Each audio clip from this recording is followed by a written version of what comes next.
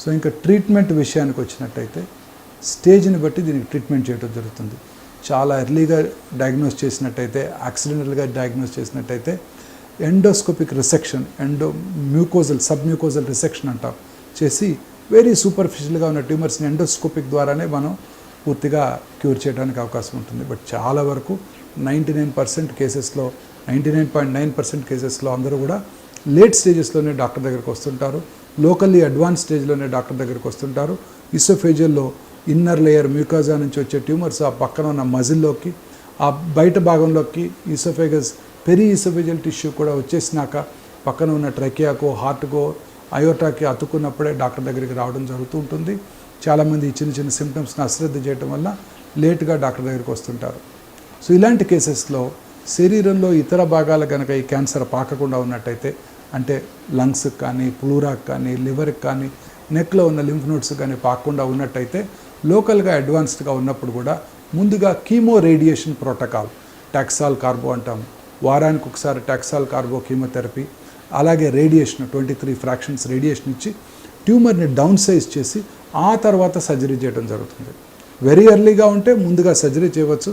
But muscle involve అయినప్పుడు, అంటే oesophageal mucosa చుట్టూ ఉండే మజిల్ ఇన్వాల్వ్ అయినప్పుడు ముందుగా ఇప్పుడు అందరికీ కూడా it's a very important practice changer అనమాట ఈ క్లినికల్ ట్రయల్ ఒకటి. ఈ క్లినికల్ ట్రయల్లో ముందుగా కీమో రేడియేషన్ ఇచ్చి తగ్గించి ఆ తర్వాత రాడికల్ ఈసోఫేగెక్టమీ చేయటం ద్వారా సుపీరియర్గా రిజల్ట్స్ ఉంటాయి, క్యూర్ రేట్స్ ఎక్కువగా ఉంటాయి, సర్వైవల్ బెనిఫిట్ ఉంటుందని చూపించారు. దీని ద్వారా మనం అందరం కూడా ఇప్పుడు ఈ పేషెంట్స్ అందరికీ కూడా లోకల్లీ అడ్వాన్స్ ట్యూమర్స్ అందరికీ కూడా ముందుగా కీమో రేడియేషన్ ఇచ్చి దాన్ని డౌన్ సైజ్ చేసి ఆ తర్వాతనే సర్జరీ చేయడం జరుగుతుంటుంది. సర్జరీలో కూడా ఇంతకుముందు కాలంలో పెద్దగా కోత కోసి పక్కటెముకలను తొలగించి అన్నవాహికని అప్రోచ్ చేయడం జరిగేది. దాన్ని టోటల్ ఈసోఫేగెక్టమీ చేశాక మళ్ళీ పొట్ట ఓపెన్ చేసి స్టమక్ గ్యాస్ట్రిక్ ట్యూబ్ ప్లేస్ చేయాల్సి ఉంటుంది. So very major surgery. Most of this oesophageal cancers స్మోకర్స్లోను, ఆల్కహాలిక్స్లోను, ఓల్డ్ ఏజ్లోను, ఒబీస్ ఇండివిజువల్స్లోను చూస్తుంటాం. వాళ్ళలో లంగ్ రిజర్వ్స్ చాలా పువర్గా ఉంటాయి.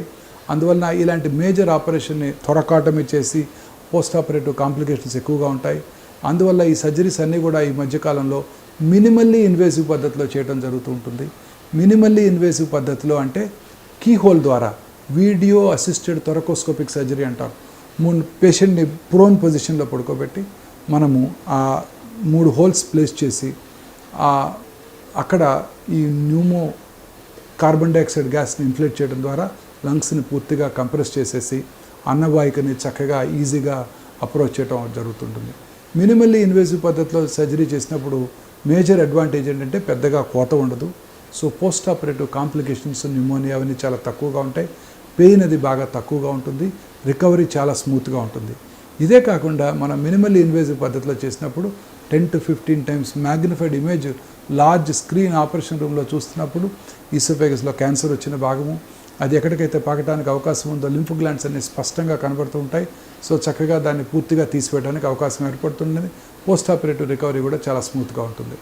ఆ తర్వాత మనం లాప్రోస్కోపీ చేసి స్టమక్ ట్యూబ్ని ఫామ్ చేసి ఆ స్టమక్ ట్యూబ్ని నెక్లోకి తీసుకొచ్చి దాన్ని జాయిన్ చేయడం ద్వారా సింపుల్ మొత్తం సర్జరీ అంతా కూడా మినిమల్లీ ఇన్వేసివ్ పద్ధతిలోనే చేయడం జరుగుతుంది. So post operative morbidity, mortality, complications అన్నీ కూడా బాగా తక్కువగా ఉంటాయి. తొందరగా రికవర్ అవుతారు. Most of these patients old ఏజ్లోనూ స్మోకర్స్లో వస్తుంటాయి. వాళ్ళు అనేక రకాల రెస్పిరేటరీ ప్రాబ్లమ్స్ అవి ఉండడానికి అవకాశం ఉంటుంది. సో పోస్ట్ ఆపరేటివ్ రికవరీ చాలా స్మూత్గా ఉంటుంది.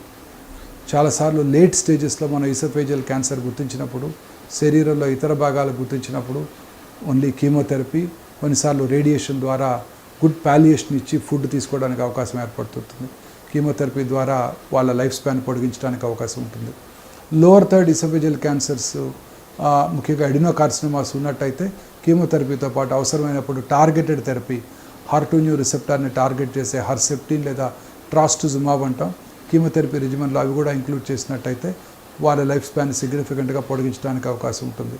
కొన్నిసార్లు చాలా పెద్ద వయసులో ఈసోఫేజియస్ క్యాన్సర్స్ డయాగ్నోస్ చేసినప్పుడు, ముఖ్యంగా middle third oesophageal cancer diagnose చేసినప్పుడు స్ట్రక్చర్ ఫామ్ అయ్యి వాళ్ళు సర్జరీ తట్టుకోలేనప్పుడు స్టెంట్ ప్లేస్ చేయడం ద్వారా, self expandable metallic stent place చేయడం ద్వారా వాళ్ళు కంఫర్టబుల్గా ఫుడ్ తీసుకోవడానికి, ఆ తర్వాత ఫుడ్ చక్కగా తీసుకున్నట్టయితే వాళ్ళకి న్యూట్రిషన్ బాగున్నట్టయితే తర్వాత ఇతరత్ర కీమోథెరపీలు, టార్గెటెడ్ థెరపీలు, ఇమ్యూనోథెరపీలు కూడా ఇచ్చి వారి లైఫ్ స్పాన్ని పొడిగించడానికి అవకాశం ఉంటుంది.